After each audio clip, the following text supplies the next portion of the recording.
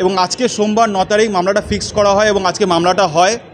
এবং আপনারা হয়তো দেখেছেন পুরো মামলাটা, যে সুপ্রিম কোর্টে একটা অবজারভেশন আছে এই মামলার পরিপ্রেক্ষিতে,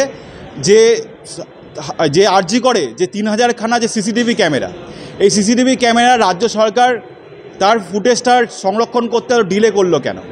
রাজ্য সরকার বলছে যে এতগুলো সিসিটিভি ক্যামেরা ইনস্টল করা আছে, ইনস্টল করা থাকা সত্ত্বেও যে তারা যে যে সিসিটিভি ক্যামেরা যে ফুটেজটা যে সংরক্ষণ করতে হয় সেটা এত ডিলে হলো কেন? রাজ্য সরকার ভুল তথ্য দিচ্ছে। আমি আবার বলছি, রাজ্য সরকারের আইনজীবী যিনি কপিল সিব্বালজি সুপ্রিম কোর্টে এই সব ধর্ষকদের বাঁচানোর জন্য আপনি সওয়াল করছেন, মানুষ আপনাকে ছাড়বে না। পশ্চিমবঙ্গের মানুষ, ভারতবর্ষের মানুষ কিন্তু আপনাকে দেখছে, আপনার এই কালো মুখটা দেখছে।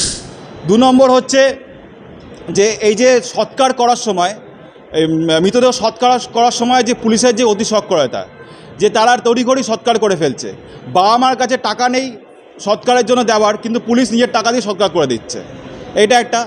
3 নম্বর হচ্ছে যে যখন ময়নাতদন্ত হচ্ছিল 6টার পর, সন্ধ্যে 6টার পর যে ময়নাতদন্ত, এটা পুরোপুরি একটা বেআইনি প্রক্রিয়া। সন্ধ্যে 6টার পর কখনো ময়নাতদন্ত হয় না, বিশেষ করে এই ধরনের রেপ অ্যান্ড মার্ডার কেসে। সেটা যে পুলিশ যে আরজিকর কর্তৃপক্ষ যে অতি সক্রিয়ভাবে এই জিনিসটা করেছে, এবং এটা যে পুরোপুরি প্রমাণিত হয়ে গেছে কোর্টের সামনে যে তারা নিজের ব্যর্থতাকে ঢাকার জন্য, এবং এই ইনভেস্টিগেশন যাতে ঠিক করে না হয় সেক্ষেত্রে অতি তাড়াতাড়ি বডিটাকে আমি সৎকার করে দিই এবং যাতে কোনো প্রমাণ না থাকে। এবং এই যে বিভিন্ন এভিডেন্সগুলো যেগুলো সিবিআইয়ের হাতে দেওয়া হয়েছে তার মধ্যে প্রচুর ল্যাকুনা আছে, যার কারণে সিবিআই ঠিক করে ইনভেস্টিগেশন করতে পারছে না। কারণ যে তথ্যগুলো দেওয়া আছে, সিবিআই তো স্বতঃপরিণতভাবে এই মামলার এফআইআর করেছে, যেটা দরকার ছিল এই আরজিকর কর্তৃপক্ষর করা। যখন ঘটনাটা ঘটেছে হসপিটালের মধ্যে, কর্তৃপক্ষ উচিত ছিল ইমিডিয়েটলি লোকাল থানায় গিয়ে একটা এফআইআর দেওয়া, সেটা তারা করেনি। বাবা মা 24 ঘন্টা পরে গিয়ে এফআইআর, ততক্ষণে বডি সৎকার হয়ে যাচ্ছে। এবার সিবিআইয়ের কাছে এই যে ল্যাকুনাগুলো, এই যে এতটা টাইম ফ্রেম, যে সময়টা যে এভিডেন্স নষ্ট করার জন্য যে এই যে টাইম ফ্রেমটা, সেটা তাদের কাছে একটা বিশাল বড় সমস্যা তৈরি হয়েছে। তবুও তারা চেষ্টা করছে, কারণ মানুষের আশা ভরসা এই ধরনের এজেন্সির ওপর আছে, যার কারণে মানুষ চায় যে তারা করুক, ইনভেস্টিগেশন করুক, এবং এর যে যথাযথ শাস্তি, যে সত্যিকারের কালপিট তাকে যেন দেওয়া হোক, এবং একটা দৃষ্টান্তমূলক শাস্তি দেওয়া হোক, যাতে আপামর পশ্চিমবাংলাবাসী এবং ভারতবর্ষ তথা সারা বিশ্বের মানুষ এটা যেন দেখে এটা মনে করে যে যদি আগামী দিন কেউ এই ধরনের ক্রাইম করে তাহলে তার জন্য এরকম চরমসহ শাস্তি হয় এবং সে যেন না করতে পারে। আমরা দেখলাম যখন তিলোত্তমা মারা গেছিলো যে জায়গায়, সেই জায়গায় অনেক অসংখ্য মানুষের ভিড় ছিল। প্রশাসন বলছে যে ফরেন্সিক দল ছিল ওখানে, কিন্তু এফআইআর হলো না, ফরেন্সিক দল চলে গেল। আপনারা হয়তো জানেন যে ফরেন্সিক দলের মধ্যে 2জন সিভিক ভলেন্টিয়ার ছিলেন, এবং আরেকজন ছিলেন যিনি ছিলেন হচ্ছে এসএসকেএম হসপিটালের একজন জুনিয়র পিজিডি, ঠিক আছে? তো একজন পিজিডি এবং 2জন যে সিভিক ভলেন্টিয়ার, এরা কি করে ফরেন্সিক দলের সম্মুখীন হয়? একজন স্টুডেন্ট কি করে একজন ফিঙ্গার বিশেষজ্ঞ হয়ে যেতে পারে, এটা একটা বিশাল বড় সমস্যাকর।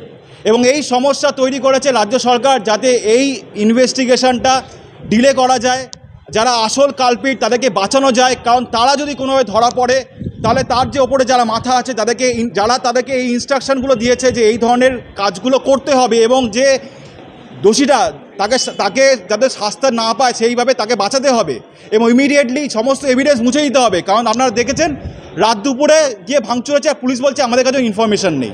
এটা কখনো হয়? কোনো একটা সরকারি হাসপাতালে গিয়ে ভাঙচুর হচ্ছে আর পুলিশ যেখানে প্রেজেন্ট আছে তাদের কাছে ইনফরমেশান নেই যে সে ভাঙচুর করছে, এবং তারা ফুটো জগন্নাথের মতো দেখছে যে একটা এভিডেন্স ট্যাম্পারিং হচ্ছে, যে এমার্জেন্সি রুম ভাঙা হচ্ছে, 3য় তলায় গিয়ে সেমিনার রুমের কাছাকাছি একটা জায়গায় লেবার ওয়ার্ড, সেখানে গিয়ে ভাঙচুর করা হচ্ছে। এটা পুলিশ দর্শক হিসাবে দেখছে। পুলিশের উচিত ছিল ইমিডিয়েটলি এটা বন্ধ করে তাদেরকে সবাইকে অ্যারেস্ট করা, যেটা পুলিশ করেনি। ইতিমধ্যে আমরা দেখতে পাচ্ছি যে পুলিশ প্রশাসন কাউকে বাঁচাতে চাচ্ছে। যেদিন তিলোত্তমা মারা যায় তার লাশ তখন দাও করানি বাড়িতে রয়েছে। তিলোত্তমার মা বাবা ইতিমধ্যে অভিযোগ করেছেন, আপনারা দেখেছেন মিডিয়া এবং সোশ্যাল মিডিয়ার মাধ্যমে, যে তাকে টাকার অফার করা হচ্ছে টাকা দিয়ে মিটিয়ে নেওয়ার জন্য। পুলিশ প্রশাসন কাদেরকে বাঁচাতে চাচ্ছে? পুলিশ প্রশাসনের ওপরে যারা মাথা আছে, যিনি পুলিশ মন্ত্রী, তাকেই হয়তো পুলিশ প্রশাসন বাঁচাতে চেয়েছে। কিন্তু যতই বাঁচাতে চাক, আমি একটা কথা বলছি যে এই যে বিনীত গোয়েল পুলিশ কমিশনার এবং এই ডিজি সেন্ট্রাল ইন্দিরা মুখোপাধ্যায়, বিনীত গোয়েল বরাবরই ডিজি সেন্ট্রালকে সামনে সংবাদ মাধ্যমের সামনে বসিয়ে দিচ্ছে। কেন? কারণ ডিসি নর্থ যে আসল কালপ্রিট, যার ওই সময় ওই পরিস্থিতিতে প্রেজেন্ট থাকা উচিত ছিল, তিনি কি করছিলেন? এই প্রশ্ন আপামর জনবাসী, পশ্চিমবাংলাবাসী, আমরা যারা লিগাল ফ্যাটার্নিটির লোক, প্রত্যেকে আমরা এই প্রশ্ন করছি, ডিসি নর্থ কোথায়? তিনি কেন সংবাদ মাধ্যমের সামনে আসছেন না? তিনি কেন সংবাদ মাধ্যমের প্রশ্নের মুখোমুখি হচ্ছেন না? আর এই সিপি, এটা অপদার্থ সিপি, এর ইমিডিয়েটলি উচিত যে উনি নিজের পদত্যাগ করুন, উনি পদত্যাগ করুন। ডাক্তাররা তারা আন্দোলন করে তার এতে গিয়ে লালবাজারে গিয়ে তাকে সিদ্ধারা গিয়ে গিফট করে এসছে যে আপনি পদত্যাগ করুন। আপনার এই মহানগরের কমিশনার হিসাবে থাকার কোনো আপনার নেই, যৌক্তিকতা নেই। আপনি যে ঘৃণ্য কাজগুলো করছেন, এবং এই যে ইন্দিরা মুখোপাধ্যায়, যিনি কিছুই জানেন না, ডিসি সেন্ট্রাল, যিনি, যাকে সকাল বলতে গেলে তিনি একজন অভিনেত্রী হতে পারেন আগামী দিনে, ঠিক আছে, যে তাকে সামনে বসিয়ে দেওয়া হচ্ছে এবং তাকে নিয়ে যত পারে মিথ্যা কথা বলা হচ্ছে। একবার তিনি বলছেন যে নীল চাদর গায়ে ছিল, একবার বলছেন সবুজ চাদর গায়ে ছিল, এক বলছেন লাল চাদর গায়ে ছিল। মানে এইসব কি? কেন এই ধরনের বিকৃত মন্তব্যগুলো আপনি সংবাদ মাধ্যমে করছেন এবং মানুষকে এরকমভাবে একটা দোতনার মধ্যে ফেলে দিচ্ছেন? কেন আপনারা প্রপারলি ঠিকঠাক ইনফরমেশান দিচ্ছেন না? মানুষ তো জানতে চায়, কারণ জবাব চায় এই পশ্চিমবাংলার মানুষ, জবাব চাইছে ভারতবর্ষের মানুষ। এবং আপনারা তো জানেন যে লন্ডন এবং জার্মানি, ইউএসএ, সব জায়গার বাঙালির যারা আছেন, এনআরআইরা, নন রেসিডেন্স ইন্ডিয়ারা, তারা রাস্তা নিয়ে প্রতিবাদ করছে এবং তারা বিচার চাইছে। এবং এই অভয়াকাণ্ডে যত শীঘ্রই হোক তারা বিচারে চাইছে বলে, এবং এই ধরনের আপনাদের মন্তব্য তাদেরকে বিচলিত করছে। ইতিমধ্যে আমরা দেখলাম যে সুপ্রিম কোর্টে মামলাটি চলছে, কামধনির 11 বছর হচ্ছে। এই সহ ছাড়া আমাদের দেশের যা জুডিশিয়ারি ব্যবস্থা আছে, এরকমই একজন আসামিকে শাস্তি দিতে গেলে 10 থেকে 12 বছর, 15 বছর, 20 বছর লেগে যায়। সেই জায়গায় আপনি কি মনে করেন আইনজীবী হিসেবে যে অভয়ের মামলা দ্রুতগতিতে সমাপ্তি হবে, হয়ে অপরাধীরা শাস্তি পাবে? একটা বাংলায় প্রবাদ আছে যে বিচারের বাণী নীরবে নিভৃতে কাঁদে। এই কামদুনি ঘটনা, এই হাঁসখালি ঘটনা, এই সন্দেশখালি ঘটনা, আপনি দেখবেন আপনারা যখন এই ঘটনাগুলো ঘটেছিল তখন মানুষের একটা স্বতঃস্ফূর্ত আন্দোলন ছিল। তারপরে কি হলো?